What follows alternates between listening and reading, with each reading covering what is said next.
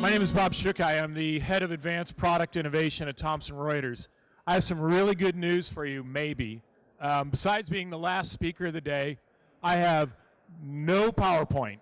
None whatsoever. I don't do PowerPoint.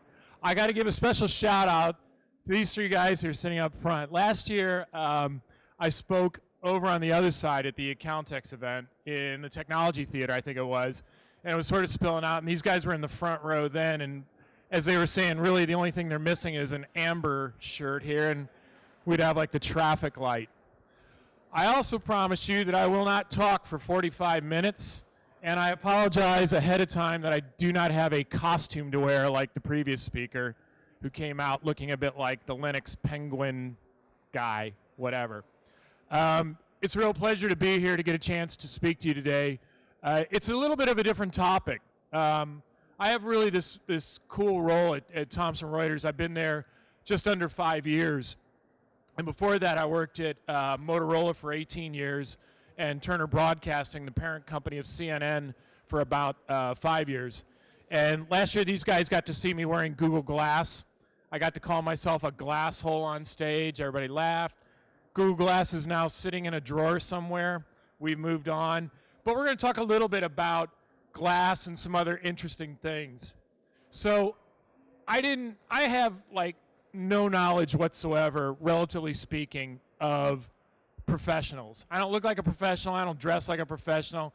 I'm not really professional in how we're going to present today. It's going to be a little bit of a different kind of presentation, and I hope you like it. These guys didn't think it was so bad. They came back to see part 2 this year, so hopefully it'll be pretty good. So let me just start off with kind of a little story, because stories are always fun, and this is going to be a bit of like improv. I was talking to one of my colleagues at Thomson Reuters, and I was thinking about how my dad used to go to work in the old days. And he'd hop in the car, and he'd drive to work, and he worked for an electric utility in St. Louis, Missouri, which is where I grew up. And Dad would do his bit there. He'd come home at night at 5 o'clock at night. He might have his briefcase, a little bit of work to do, but that was it. And then he had sort of the rest of the evening to play catch or take us to baseball practice or to do those things that dads always do. And that kind of formulated a bit of what we'll talk about today. So in 4+ years at Thomson Reuters, I've had the opportunity to take us on an amazing journey. When I joined the company, I was asked by our CTO, James Powell, to do an assessment of our mobile products. And he said, you know, take 30 to 45 days, go look at everything out there, and then come back and tell me what you think. And the interesting thing about it was CNN competed with Reuters, so I knew that news app, but I really didn't know much about the rest of the company.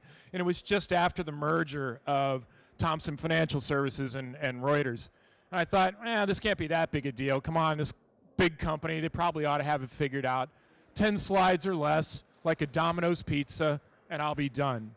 And it just shows how stupid I was about the size and scale of the things we did as a company. And you know, you turn over a rock, and that led to another and another and another. And the thing that I discovered straight out of the gate was that we really sucked at developing mobile products. And right now, I'm sure the Thomson Reuters people in the audience, especially my marketing communications people, are going, I can't believe you just said our products sucked. They sucked. Actually, they ranged from to god-awful. And it wasn't just us, though. I think it was a problem in general with products that come in what we call the quote-unquote professional services space, where we all believe that our content and our information and the things we have that we sell to professionals, whether they be lawyers, people that work in the city, in the financial services space, people that work like our tax and accountant colleagues across the way, we thought our information was so good and so useful that people would put up with whatever experience we chose to give them.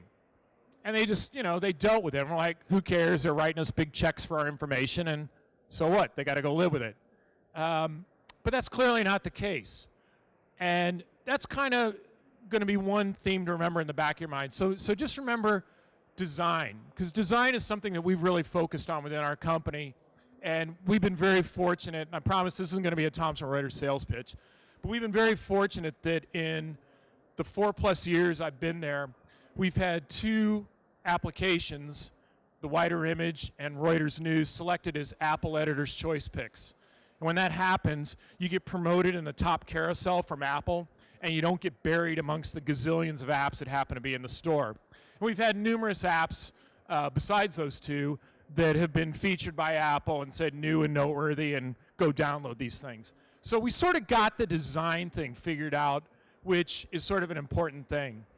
So one of the things that I discovered is that there's this word that's used in the legal community and in the tax community and in the financial services community, and it's a word that kind of makes me barf a lot. And you'll hear this word here probably over and over and over, and you probably know what this word is. It begins with a W. It's the dreaded workflow. I hate that word. I hate it with a passion, because to me what workflow represents is a mindset of professionals from 25 years ago instead of the mindset of up-and-coming 25-year-old professionals. Workflow, as defined by so many people, is that experience you get from the time you plunk down yourself at your desk, and in the case of legal, you're doing matter management and search and billing and time tracking and all this stuff, and then you get up and you leave at the end of the day and you go home. And that's kind of how my dad worked all those years ago. He'd come in, he did his job, there was some workflow to it, I'm sure, and then he came home. And that's just such old school ways of thinking about products. And that's actually what I think drove a lot of the first generation professional service mobile products that were created. You'd have this big desktop experience, this workflow thing that was built for a PC, and then we'd go and we'd take it and we'd shrink it down, and we created what I called the skinny jeans version for the iPad. And as you know, skinny jeans, bit of a trend these days. Sometimes they really look good, sometimes not so good. I wear skinny jeans myself. You can tell me. Maybe I suck wearing these. I don't know. But the point is, that was always the thing. We'd take these big desktop things and we'd shrink it down to an iPad, to a smaller display, and we'd call that our mobile product. And basically all we do is put the workflow on the iPad. And then we'd say, right, let's go create the iPhone version, or the BlackBerry version, or the Android version. And we'd create what I call the anorexic product. And no anorexic product ever looks good, ever. End of story. And that was because of the mindset that we always had, which was, how do we take these desktop workflow things and turn them into mobile experiences? Because clearly everybody wants to do all the things on the desktop that they're doing in the mobile space. Wrong. Such a silly way to think about how products are developed. And we should have thought about the fact that, you know, the way consumer products come to market, they're designed with very specific purposes, very specific things that you do. Not all mobile apps are great, but in general, they're much more designed to fit for the type of screen that you have. So that's sort of a second thing to think about, is kind of how professional products have evolved over time. Well, because I hate that word workflow, I had to come up with a new word. And the word that I would love for all of you to think about, and I'm sorry I keep doing this with my hair, it's like some kind of weird breeze I'm getting back here, is a word I call Dayflow. You're like, what's that? It sounds like some BS thing that this guy's invented. And there's a lot of terms that this could represent. Dayflow, blurflow, whatever you want to call it. But what it really boils down to is this. When my dad worked all those years ago, he went in, he did his job, he came home, and that was it. Every so often he might have a little bit of homework, but pretty much that was it, right? It was an 8 to 5 thing. But I would venture none of us in this room have an 8 to 5 experience anymore. And in fact, I would venture that one of the first things every single one of you did this morning when you woke up is you picked up your mobile device and you looked at it. I'm probably right. And I have this really bad joke that I sometimes tell, so I'm going to violate some protocol, but it generally is the number one or the number two thing that you do in the morning, or sometimes while you're doing number one and number two, you're on this device. And there's a lot of stats behind that too. And now my marketing people are really going, how are we going to ever publish this video after he said this? But it's true, right? So the very first thing we do in the morning is we look at our mobile devices. And then what's the last thing we do before we go to bed at night? We're looking at our damn mobile devices again, right? There is no such thing as work-life balance anymore. It really is a blur. But because it's a blur, it means we have opportunities to do things a little bit differently. And we can get into the argument of, does this actually make us more productive, or does it not make us more productive? I had another conversation with somebody this morning about this very topic. I don't know that it does make us more productive, but I think part of the problem with productivity and deciding whether or not it's good, all this electronic access we have all the time, it simply boils down to this. If you're sitting there and you're at work, you know, in the old days, you didn't have a computer, you didn't have somebody saying, hey, I just ate a banana and I posted it on Facebook. You didn't have a tweet saying Arsenal somehow blew it again, you know, and are probably going to, you know, end up finishing 4th in the league and have to go qualifying Champions League. You know, we didn't have all those distractions back then, right? We just simply had the telephone sitting on our desk, and that was kind of about it, and the stuff that we had to go do. Well, where I think things are really going is not so much about workflow anymore, but about Dayflow.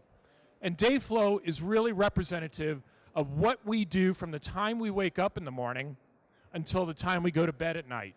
And what does that mean for the kinds of solutions and things we need to go and create? Because go back to that comment I made earlier. Workflow was designed for the professionals of 25 years ago. Dayflow is product for 25-year-old professionals who have grown up with the internet, who have been part of the amazing boom of mobile phone technology. And when you think about it, it was only 12 years ago, literally 12 years ago, that 3G came to the United Kingdom on 3303. Hutchison Whampoa launched 3G here with big, bulky phones. I did a couple of them at Motorola. 30 minutes of battery life, and people thinking, wow, this is the future, you know? But look how fast that changed. And how suddenly none of us would think for 2 seconds about leaving from home in the morning or going out without our iPhones or our Android devices. Our phones are so much part of our life. In fact, I'm staying down in the city, and I almost took a picture. I almost had one thing I was going to show today, which is just the remarkable fact that if you look at most people at this conference, and you know, this guy's doing it back here. Oh no, he's actually writing. I take it back. I thought he was doing what I was going to say. This is what most people are doing. They're like this. And we're walking into posts, and we're hitting other people, because we're looking at these stupid things all the time, hundreds of times in the day. So when you're doing something like that, that tells me that while it is important, and this is not to trivialize what gets created for the office environment and the workflow associated with the office environment, there's a much bigger problem to solve and a much bigger reality out there that says no matter what we do, we're staring at screens every part of our day. And in fact, I got this fancy new title that's up here that I mentioned in the beginning, Head of Advanced Product Innovation. And people say, what does that mean at Thomson Reuters? Because any innovation word, I mean, that's like, right? Innovation's like this sucky word that everybody uses and throws around. So there's an elevator speech that we always ask entrepreneurs to be able to give you about an organization. I can give you the elevator button press speech for what this organization is all about. Watch. If it has a screen, it's fair game. And that's the mantra that we're using in our organization to think about the future of solutions that we need to create and build for people. So these are things that encompass the phone when you wake up. They recognize the fact that Apple sold a few Apple Watches, didn't they, about a month or so ago? And Android's got a few smart watches out there too. That's another screen that you've got. You get in the car and you look at some of the new car manufacturers building in Android Auto or Apple CarPlay or their own crappy display things that they already have up there. There's big displays going on in the car. And cars are becoming more and more connected to the internet, an ability for you to do some things once you're in the car. You've got your tablets. We're going to have smart appliances doing amazing things. Now, what are we going to go do as an industry? Well, I'll tell you. We'll create Westlaw Next, and we'll squeeze it onto a watch. No, we won't do that. We are absolutely not going to create and take the existing products that we have and try to jam into these little bitty displays. But I'll tell you the model we are going to follow, or what we're going to pay close attention to, and that's this. These screens are very personal to us, and in fact, if I ask for anybody's phone, do you have your phone on you, out of curiosity? Do you mind if I borrow it? Thanks. Appreciate it. Let's just, so she knows where to find it. Let's watch how long it takes before the sweat beads start running down her face. Because we all start freaking out when these things get out of our grasp, don't they? What's he going to do? Is he going to like poke buttons? Is he going to look at something? Do I have something that's going to get pushed to me that I don't want him to see? These are so personal, so us. And that's what Google Now is doing exceptionally well. For those of you that have Android devices or have loaded this on your iOS device. I never, ever, ever again, ever have to ask for an Arsenal football score. Why? Because Google has mined my search information over and over and over and proactively tells me ahead of time. Arsenal lost 1-0 to Swansea the other night. Doesn't have to tell me that the St. Louis Cardinals, my baseball team in the U.S., lost 2-0. It's all pushed to me.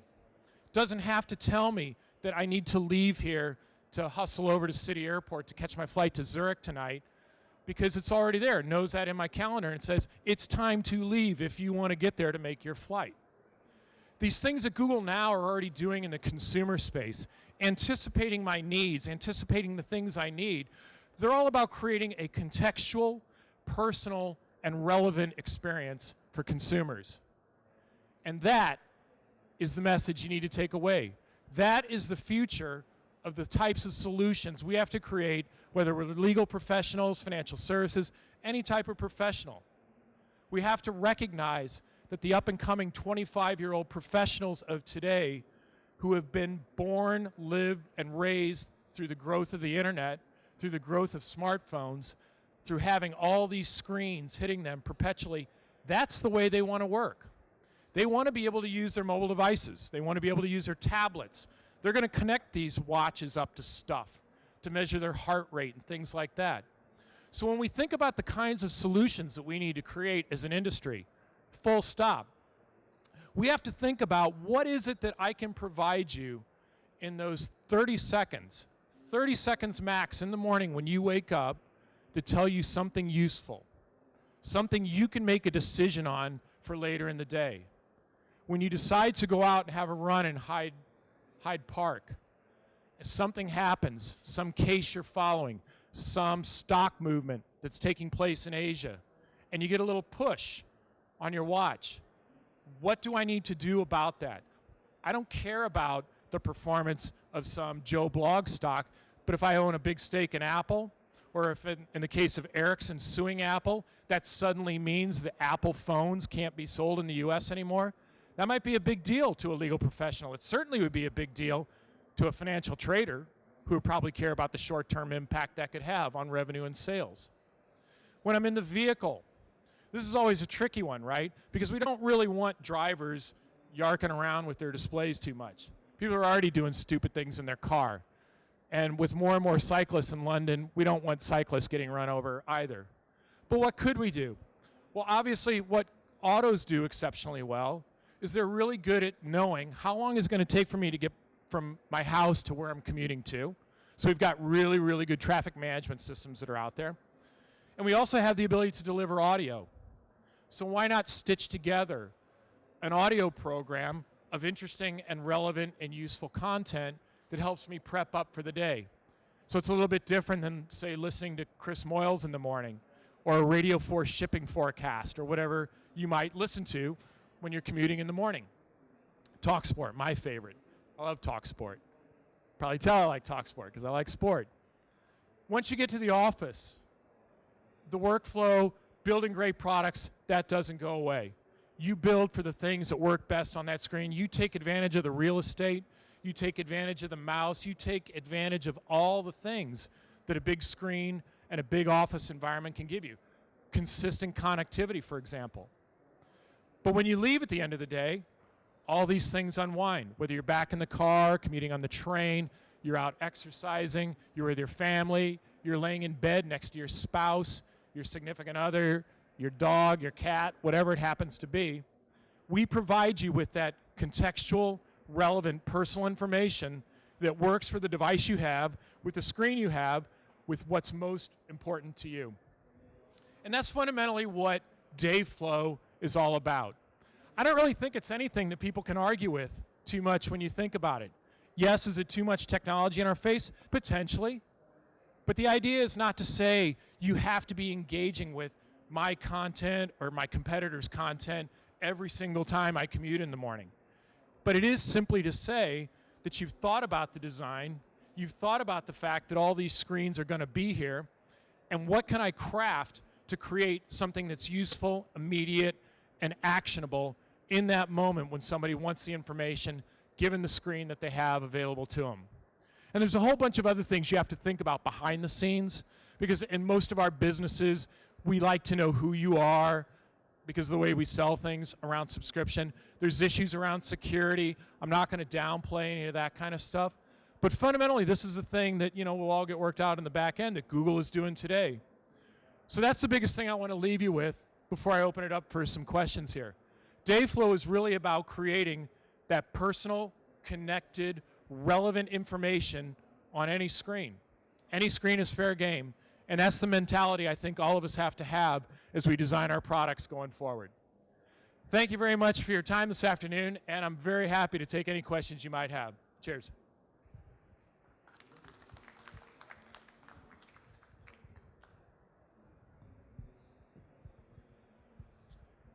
Yes, sir. Thank you for the presentation. Where do you get your source of inspiration from? My source of inspiration?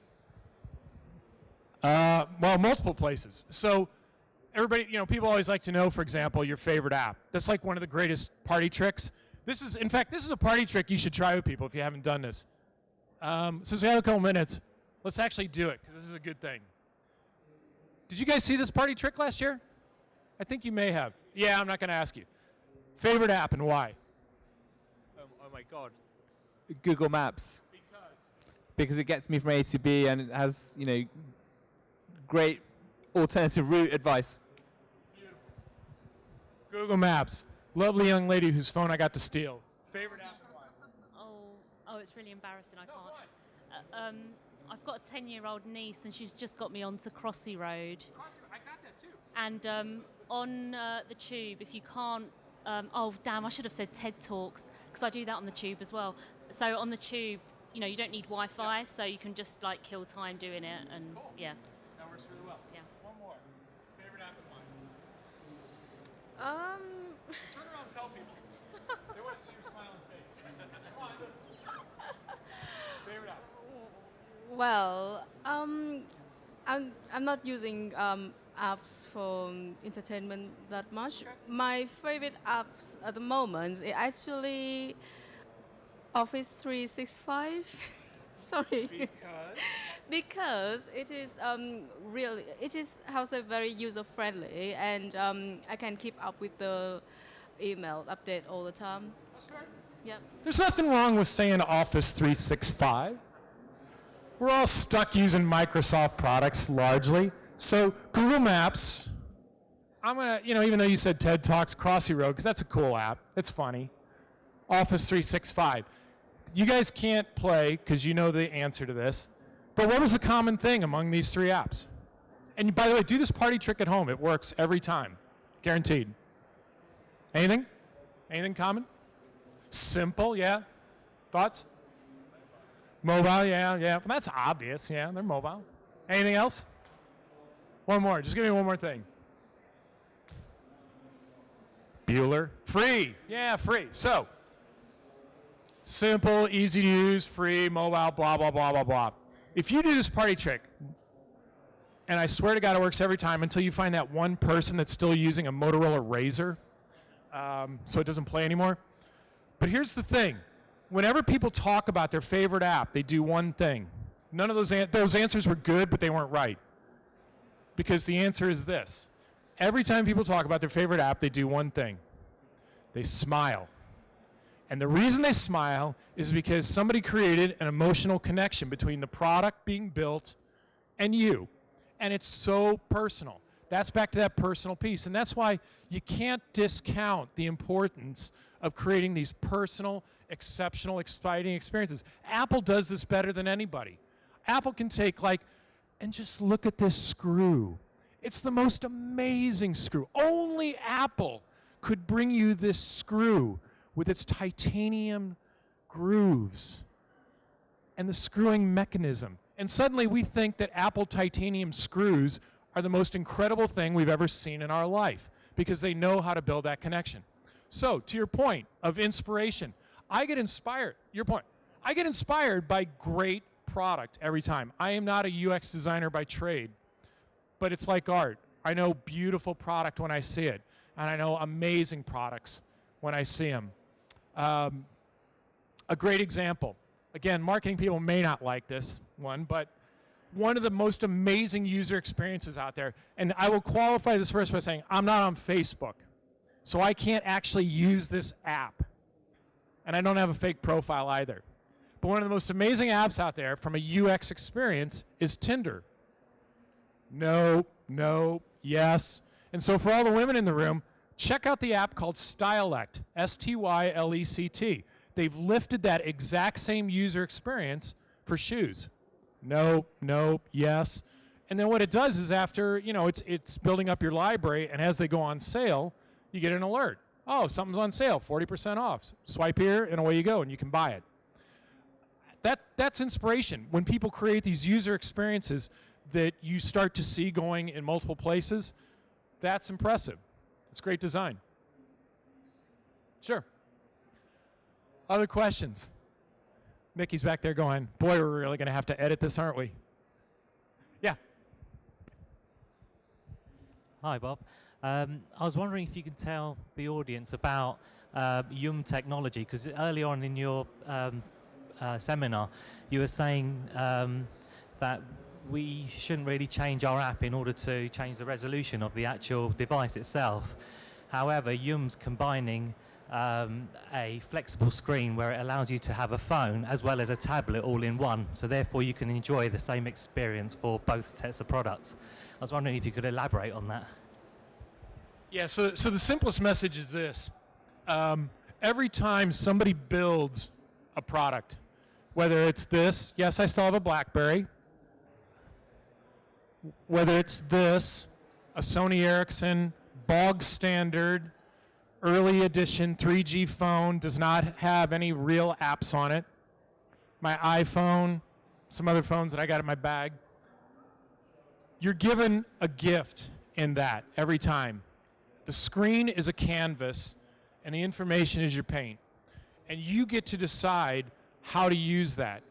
And everything should be simple, functional, easy, every single time. It's not about information overload. It's not about saying, how much stuff can I jam into this thing? But it's also little things, too. One of the best apps that's out there that I'm sure loads of people in this room use is City Mapper. Get from A to B, right? But one of the most wonderful things about City Mapper, again, that delighting experience, have you ever read the release notes when they update City Mapper?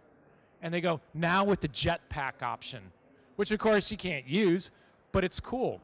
And so what I always try to do is I always try to think about what have I been given and what can I paint on that canvas? And just do enough.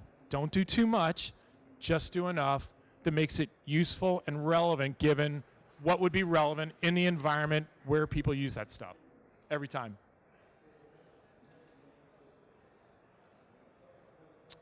Yes, sir. Thanks, Bob. We had this brief conversation about the balance between privacy, liberty, and security, and we were talking about Google Now and the fact that our data is all up in the cloud. I mean, can you give us some personal opinion from an enterprise perspective as well as a personal perspective? So it's always a great question, the dreaded privacy question. I've decided I trust Google and Apple, and the value that they provide to me is worth whatever they're doing behind the scenes to create a great experience. So I'm all in with both of them. I think there's a lot of, as we talked about earlier, there's a lot of screaming and wailing and moaning and gnashing of teeth that's very selective when it comes to privacy and information and things like that. You know, one of the things I talked about, I live just outside Atlanta, Georgia, and businesses may have like a security camera sitting outside in case somebody breaks in, but they're not capturing me on CCTV every 22 seconds or whatever it is like they're doing in the city of London, right? But you trade away your own personal privacy for what you feel is security. I think the whole thing around privacy and the cloud and all this stuff, I think it's blown completely out of proportion because people pick and choose the things that they want to most complain about rather than focusing on what's the benefit and what's the real risk. Now, if my stuff is being transmitted in the clear, like my credit card or whatever, I'm not going to be happy about it. But how many people have an Android phone in here, out of curiosity? Okay, I'm going to now pick on you. So, Android app. In fact, I'll pick on you. You said you had an Android app. Apple. Who had the Android? You had the Android app. Did I ask you this last time? So, do you remember the last Android app you downloaded?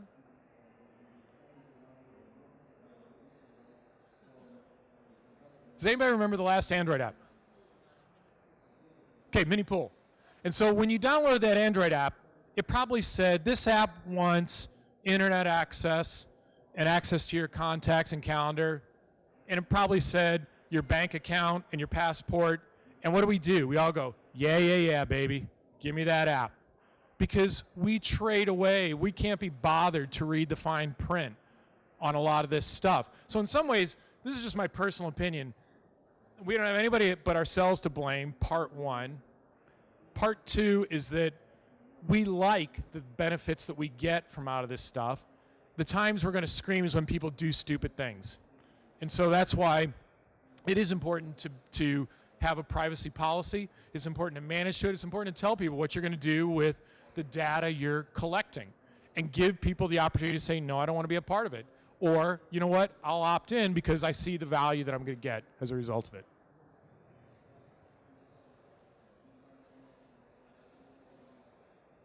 I wore you out.